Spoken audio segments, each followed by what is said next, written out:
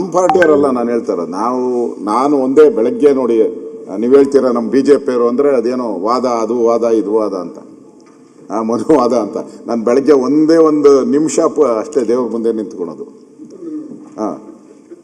ನೆನ್ಸ್ಕೊಂಡ ತಕ್ಷಣ ಬಂದ್ಬಿಟ್ರು ನೆನದವರ ಮನೆ. ಕಾಮಾಖ್ಯ ನೀವೆನಿಸಲ್ಲ ಅರ್ಥ. ನೋಡಿ, ಕಾಮಾಖ್ಯದಲ್ಲಿ ಪದೇ ಪದೇ ಹೋಗ್ತಾರೆ. ಅಲ್ಲಿ ಶಕ್ತಿ ದೇವತೆ, ಶಕ್ತಿ ಕೊಡ್ಲಿ ಅಂತ ಹೋಗ್ತಾ ಇದ್ದಾರೆ.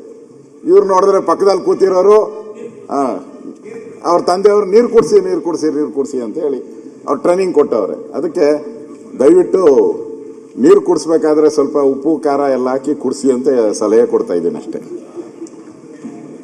ಮಾನ್ಯ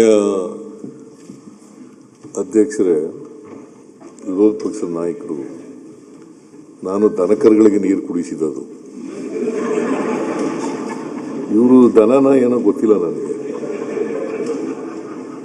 ದನಕರುಗಳಿಗೆ ನೀರು ಕುಡಿಸಿದ್ದು ನಾನು.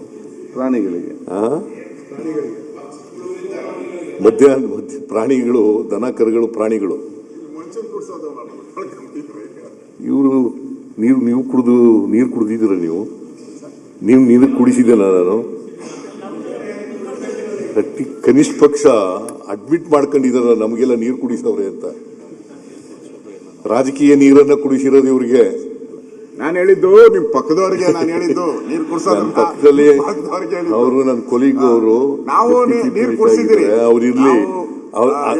ನಮ್ಮ ಪಕ್ಷದ ಬಗ್ಗೆ ಈಗ ನಮ್ಮ ಪಕ್ಷದಲ್ಲಿ ಏನೇನ್ ನಡೀತದೆ ಅನ್ನೋದ್ರ ಬಗ್ಗೆ ಮಾತಾಡೋದು ಪಕ್ಷ ಹೈಕಮಾಂಡ್ ಇದೆ ನಮಗೆ, ಅವ್ರು ನೋಡ್ಕೋತಾರೆ.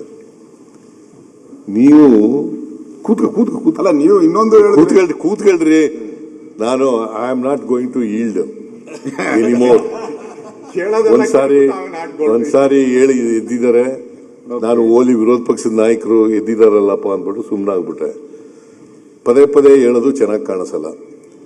ನೀರು ಕುಡಿಸೋದು, ನಾನು ರಾಜಕೀಯ ನೀರನ್ನ